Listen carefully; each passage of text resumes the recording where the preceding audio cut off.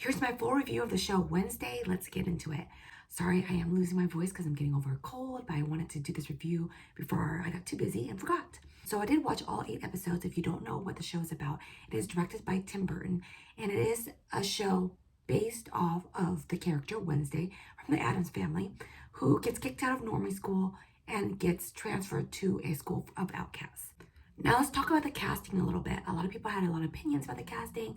I think the person they cast for Wednesday, which is Jen Ortega, is a perfect rendition of Wednesday. She plays the very unfeeling, sociopathic Wednesday very well.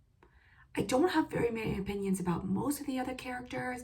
I really do like who they casted as Enid, because Enid was such a really bright character, and I felt like she played that really bubbly personality really well. As far as Gomez and Morticia is concerned, Gomez always felt to me like a very charismatic character. I don't really feel like who they casted as Gomez really represented that. And also with Morticia, she was just only okay. Catherine Zeta-Jones did only an okay job. I don't actually have any real big opinions about it because I wasn't a huge Addams Family fan. So that would be like the number one thing I would say going into the show, is that you can't really compare it. So a lot of people who didn't like the show felt like it didn't really correspond really well to the other Addams Family stuff. So I think you have to come into this looking at like it's its own individual thing rather than comparing it to the Addams Family. Since I wasn't a huge Addams Family fan, I'm not going to be reviewing it based off of it being compared to any other Addams Family's trilogies. Really, they were not in the show a lot. I would say they were in a few episodes for very limited scenes. So with that being said, I don't really know if the criticism of them not being casted well really is relevant, just because they weren't really in the show at all. The show wasn't about them. It was about Wednesday. You could really see that based off the fact that they were not in that many scenes. If I compare the show to anything, I would probably compare it to maybe like Sabrina. The temperament is very much the same, but it's very much less dark than Sabrina. If you ever watched the show Once Upon a Time, I really felt like the storytelling and the imagery was very much like that. A little bit of Scooby-Doo vibes and a lot of Disney feelings. It definitely wasn't a mature show to watch.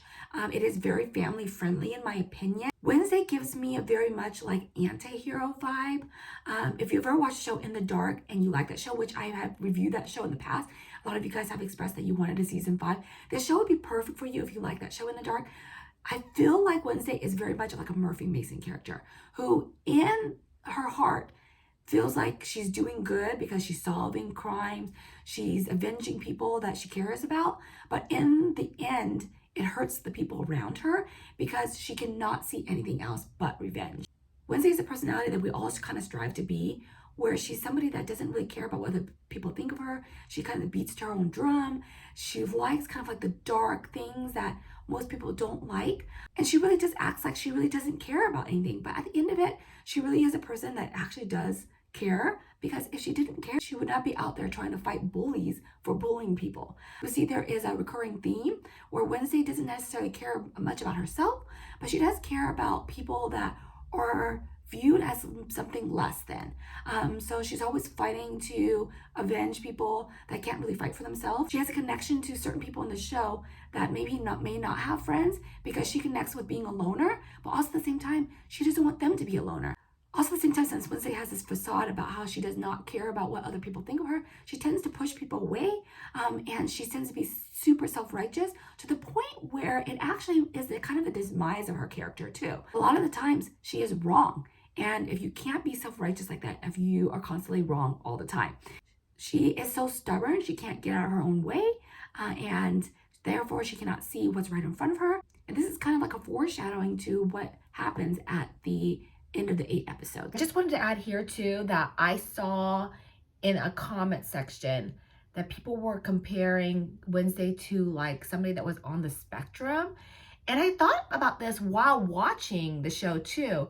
I felt like the show was very much like the show Atypical, which is a show about a boy that is on the spectrum and his dysfunctional family kind of, and how they deal with the fact that he's a high functioning autistic person. And I actually thought that Wednesday really much mirrored the main character in Atypical. If you're wanting a goth Atypical, this probably would be the show for you. So in the show Atypical, Sam had a lot of trouble connecting with people. He had trouble reading social cues.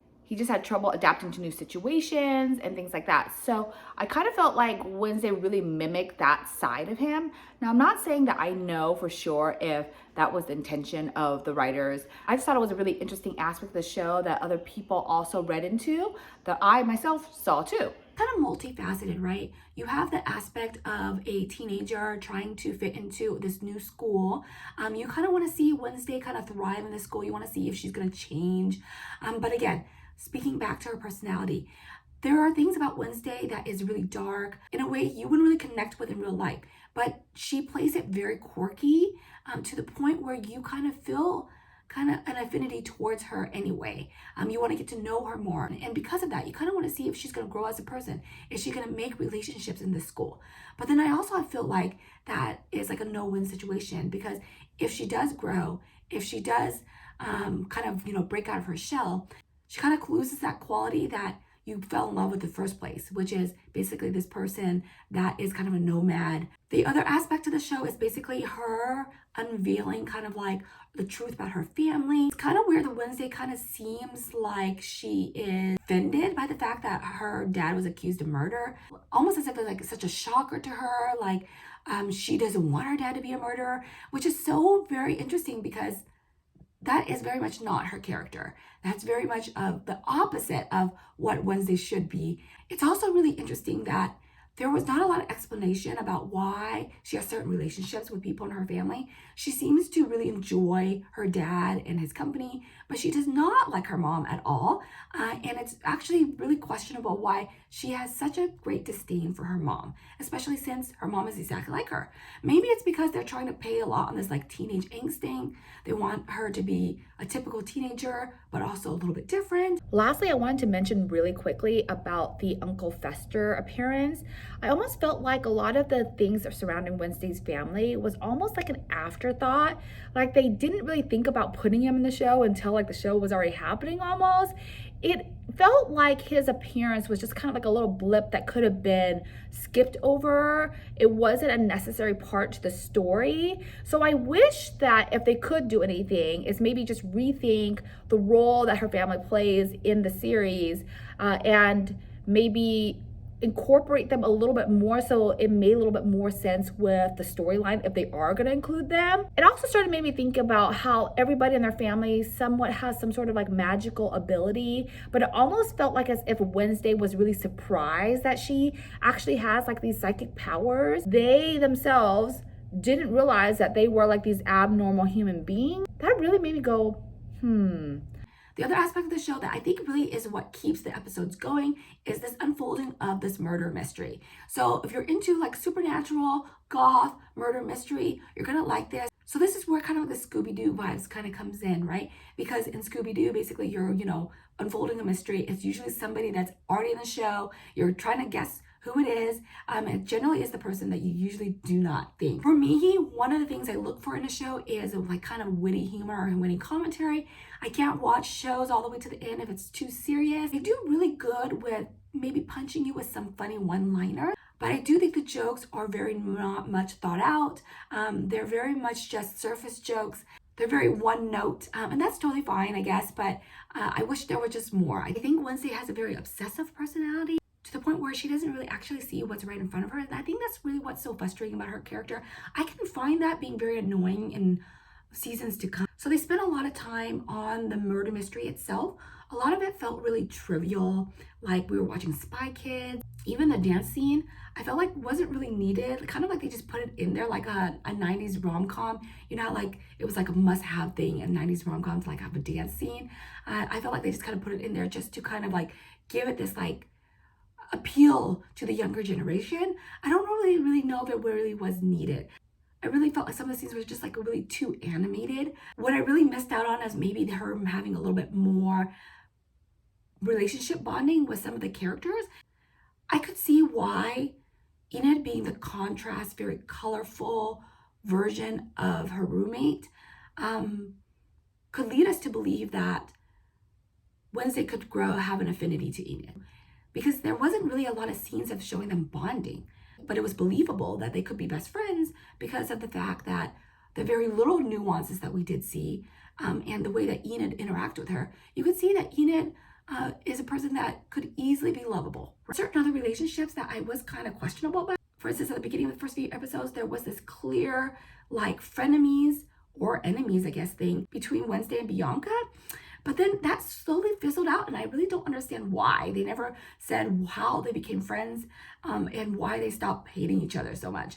For instance, there was one scene where Wednesday was in the woods, and then all the kids from Nevermore came to like help her. But I was like, when did they all become her friend? I thought that she wasn't friends with anybody.